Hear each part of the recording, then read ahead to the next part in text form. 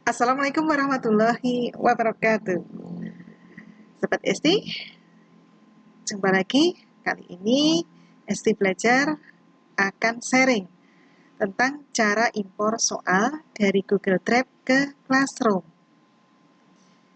Maka yang pertama, buka Classroom-nya, bisa ketikkan di sini Google Classroom. Ini sudah ada, bisa diklik seperti ini. Nah, ini sudah tampil. Atau Sobat Esti bisa melalui ini, Google Apps-nya. Ada titik-titik yang berjumlah 9 ini diklik. Kemudian dicari yang namanya Classroom. Nah, inilah Classroom-nya Sobat Esti. Diklik.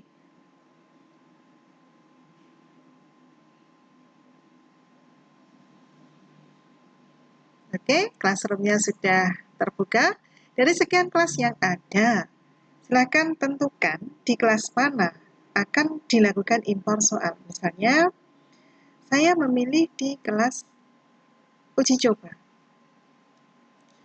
Kelas uji coba. Kemudian, ini sudah terbuka dan siap. Saya memilih tugas kelas. Kemudian, buat. Saya pilih tugas kuis, karena soal yang akan saya impor adalah soal dalam bentuk pilihan ganda, tugas kuis. Kemudian isikan judulnya, misalnya judulnya adalah tes ulang atau tes susulan. Monggo sesuai kebutuhan. Kalau tes susulan berarti artinya belum ikut tes. Tapi kalau tes ulang, mungkin kegiatan sudah tes tapi nilainya perlu perbaikan. Saya pilih tes susulan. Judul ini saya copy paste juga untuk pembuatan topiknya. Topiknya ini tes susulan.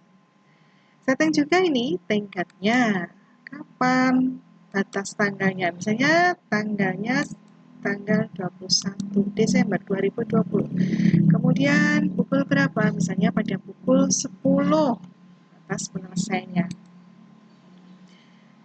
Selanjutnya di sini ada blank quiz, diklik. Misalnya blank quiz ini sama ya, judulnya saya samakan dengan topiknya. Ini juga saya ganti sama dengan topiknya. Ya, judul.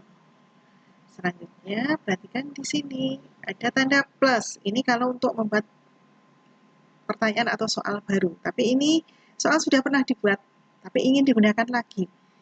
Nah, ada tanda panah ke kanan. Saya klik, ini impor pertanyaan. Saya klik untuk mengambil atau mengimpor soal. Nah, kemudian di sini ada pilih formulir. Cari formulirnya di mana atau soal itu berada. Kemudian kalau sudah bisa dipilih ya, ditentukan. Misalnya ini soal ini. Kemudian sudah Anda pilih berubah warna menjadi biru, saya klik. Nah, ini Sobat Esti bisa impor semuanya. Kalau impor semuanya ini klik semuanya. Tapi kalau tidak ya tentukan mana. Misalnya hanya di bagian ini soalnya saja. Misalnya ada 16. Tapi kali ini saya ingin mengimpor semuanya. Ya, ada 21 soal akan saya impor. Klik. Ini sudah masuk soalnya di Classroom ya. Tadi dari Drive ke Classroom. Inilah soalnya. Penilaian ulang ya. Ternyata di sini penilaian ulang.